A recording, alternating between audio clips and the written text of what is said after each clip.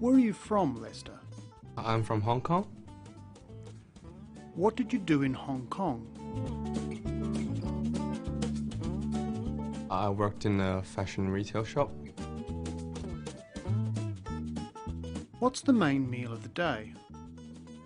The main meal of the day would be dinner. A lot of people say it's breakfast, but I don't really have time for that. I like to sleep in a bit. Is it better to eat one meal or several small meals? I believe it's better to have several small meals because people say it's healthier to have several small meals. Do you usually eat alone?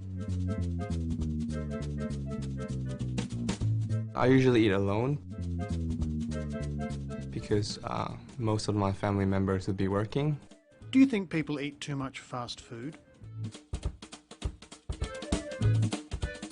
I do think people eat too much fast food these days, including myself. Do you prefer eating at home or at restaurants?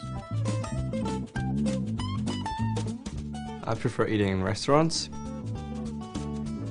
because I can try different food, which is if I eat at home, normally I only have Chinese food.